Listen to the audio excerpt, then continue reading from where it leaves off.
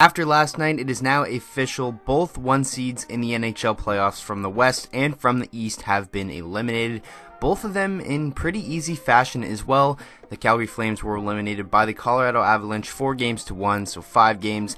And then obviously we all know the Tampa Bay Lightning were swept by the Columbus Blue Jackets. But in today's video, I want to talk about the Calgary Flames and give you guys my thoughts on why I think they weren't able to be successful in the first round against the Avs. Like I said at the start, the Avalanche win the series 4-1. Calgary won Game 1 4-0, and then after that, it was all Colorado. Colorado won Game 2 3-2 in overtime with McKinnon's beautiful overtime winner.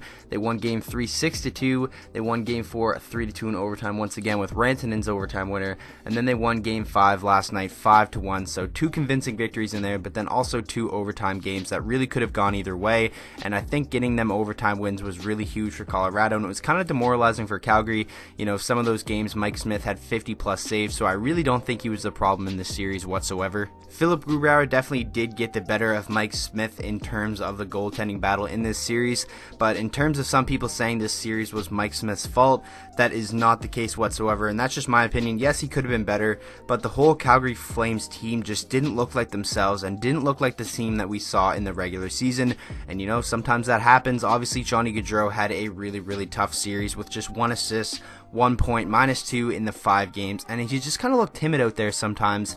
Not like he was scared, but just kind of like he was always looking over his shoulder, which obviously you're supposed to do in hockey, but it seemed like he was a little bit timid and, you know, worried about getting maybe blown up sometimes. And he did have some great A scoring chances. He had a penalty shot really early in the Game 5 there that really could have set the momentum for the game, but it was just a rough series for Johnny Gaudreau, and I feel bad for him because he was giving it his all out there. I'm not going to say he's a playoff choke artist because he definitely was working hard.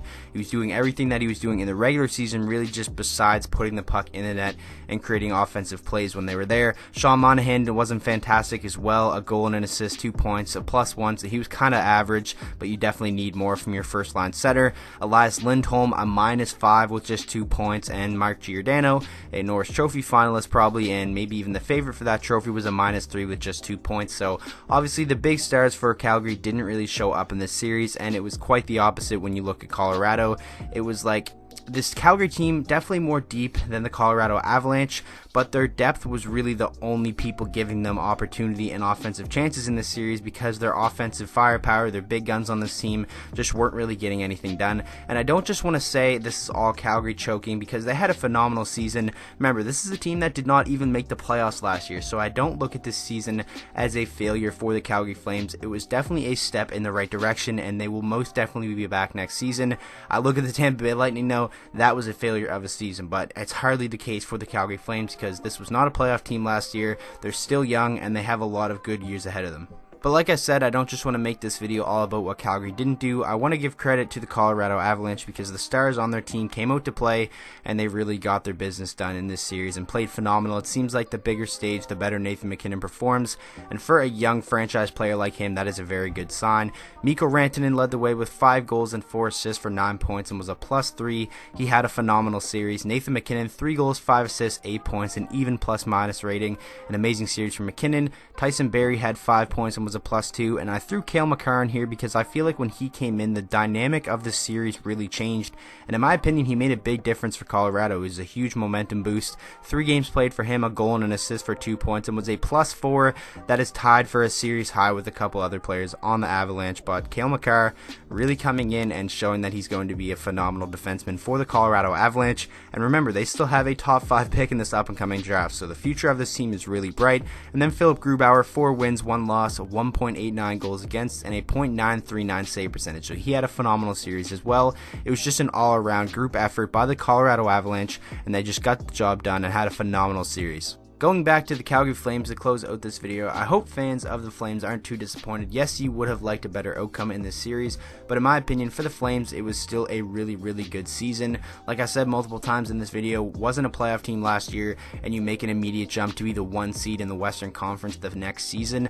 That is a really significant jump. A lot of their young players made amazing jumps, and I think this is a team that is well set up for the future, and they're going to get a lot more opportunities. You know, in this situation, I feel for some of my buddies, you know, Audie James, Calgary Flames fan. I don't give Kachuk. Calgary Flames fan. I feel for you guys, but man, this team is going to be a very, very fun, exciting team to watch in the future, and I definitely think they will be one of the powerhouses in the NHL for the coming years. But it was a learning experience for them.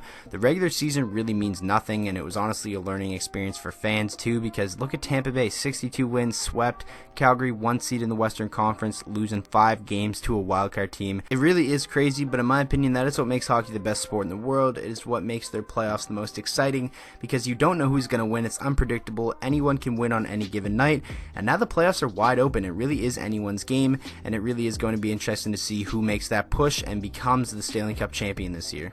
So that is going to wrap up today's video. I really hope you guys did enjoy, and make sure to let me know down in the comment section what you thought of this series and what you guys think went wrong with the Calgary Flames. And with that being said, I hope you guys all enjoyed the video. If you did, please make sure to drop a like on it and subscribe to the channel for daily NHL content, and I will see you guys all in the next video.